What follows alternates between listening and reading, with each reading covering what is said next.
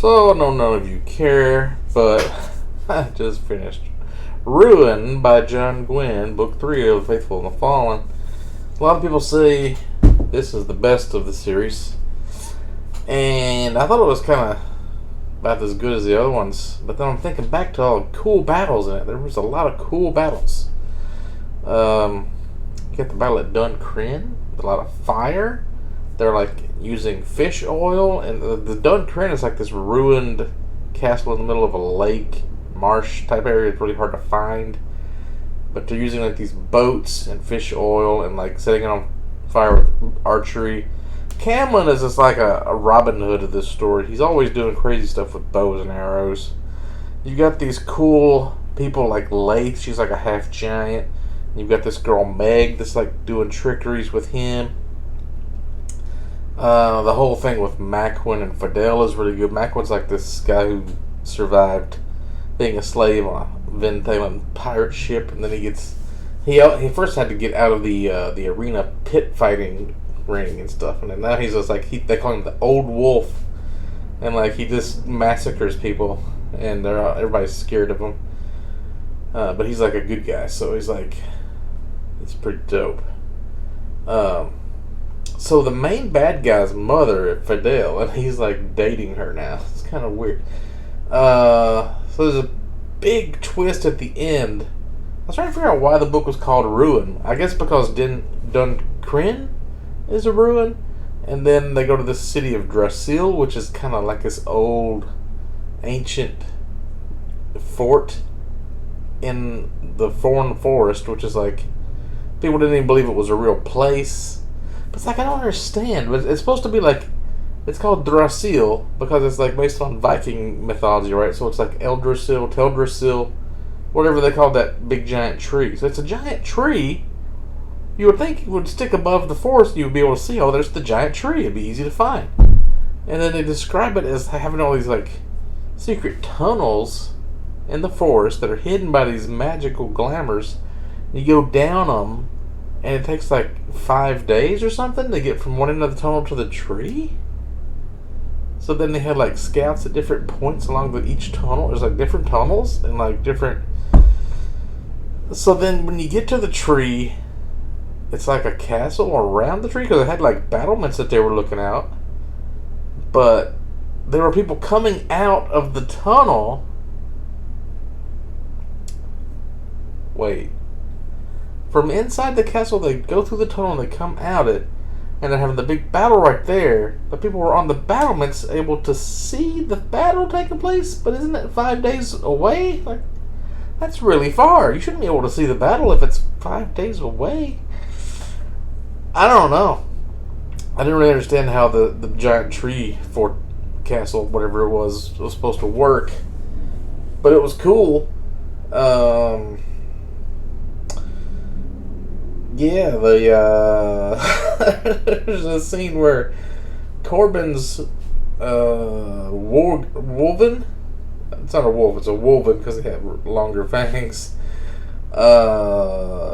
She mates with this big hound dog, Budeye, that was like from his hometown, and they have pups. I guess they could do that.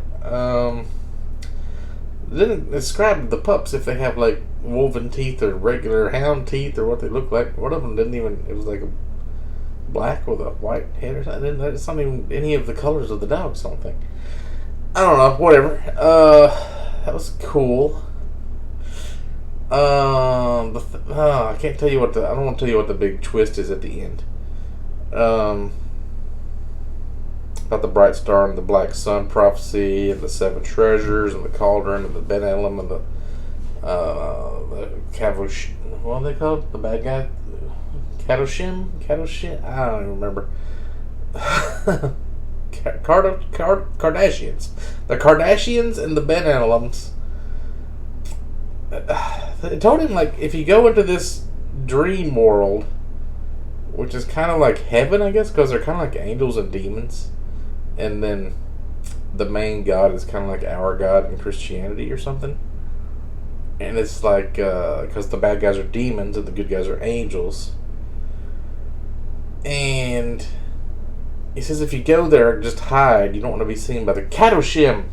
That's it. So that was a lie. I don't know if it was a lie that they would find him if he did anything, but then he didn't really explain. It was a little bit weird at the end. I think I had this theory of something that was going to happen, but it didn't happen. I can't remember what it was. Anyway, yeah. So I can give you kind of a hint of how everything went bad at the end. There was this great battle. Korban, the Bright Star, has to fight to the Jehar Kadoshim guy. Kills him, and then it's supposed to be like a one-on-one battle, so nobody else would have to die. But then the bad guys betrayed him, of course. Started rushing him. He runs back, does this giant mounting of the horse, like grabbing its hair, and then like swerving away at the last second. And then everybody was like cheering for him. Even some of the bad guys, like 700 of them, defected and joined his team or whatever. It's just this rousing victory. They just like destroyed him. They're celebrating. This guy Dath and one of the Jihar women get married. So the next day, everybody's kind of half drunk, and then they find out a really big secret. So then Korban walks off to think about it a while. And then all of the bad guys invade. Like the main fucking guys invade with the dragons and the giants on top of bears and the main fucking evil demon. I'm thinking, okay, there's 4 books. There's a whole other book left, so all of the big battles are going to be in the next book, Wrath, because that would make sense. It's going to be a war of attrition. They're going to have to go to one area and fight them, and they're going to get some people from there. They're going to get stronger, and they're going to have to fight people over here, or maybe the bad guys will all win and circle them, and then they have a big battle in the center. I thought something like that was going to happen, but I did not expect like the whole battle just jumped. Like the next day, where everybody's drunk, and the main good guy is like off doing something. That's when they strike. Nobody's ready.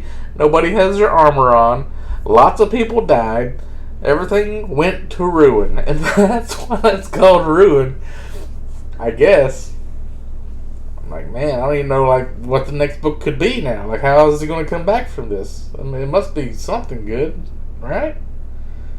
Maybe the God will just come down and just be God. I was thinking, like, what was the other story? Rafe? The little asshole kid with the dogs from the first book. He's still hanging around with these asshole dogs and being an asshole. But he found one of the treasures, the cup, and he puts wine in it and drinks it, and I think it just killed him. I think he may have just poisoned himself. I think the cup automatically makes anything you put into it poison. I thought he was going to get superpowers and be even more annoying in book 4. But I think he died. So you get Corbin, Coraline or whatever. She's like this guy that's supposed to be, this girl's supposed to be marrying Corbin eventually. They're hinting around. Kyle, his sister, Brina the witch with the 2 crows. One of the crows didn't make it. And you got the Idana and Camlin. These names are so confusing. You got Cambrin is a place. Camlin is a guy with a bow and arrow. Korban is the main good guy. Kywin's his sister. Corlin's the girlfriend. They all start with C's. I'm like, jeez. And then Kulla also with a K. Yeah, so Evnus and his son Vaughn have this big deal going on. Like, one's bad, one's good. Yeah, like a lot of the people from the first book, they're not even around anymore. Like Aramir or whatever, like the old kings. There's so many queens too. Every area has a queen, and they're all like vying for the power or whatever. And then the Venthalan guy is a huge asshole. You want to see him get his comeuppances, but he hasn't really so far. I don't know. This was a really good book. I liked it. But it's not, I don't know. The battles were fucking great. There's a lot of intrigue. I really love the Maquin stuff, the Adana stuff. The Corbin stuff is kind of a little hacky, but it's fine. Yeah, and then there's just a bunch of twists and a bunch of bad stuff happens. But I guess it's fine. You don't want everything to be good. This is a chonker of a book too. It's 745-ish pages. Now I'm going to start on the Wrath, I guess, next, and then on the 18th there's supposed to be a read-along for Sword of Kagan and my Discord. So, I'm going to give it 4 stars. I'm not going to give it 5. It's really good though.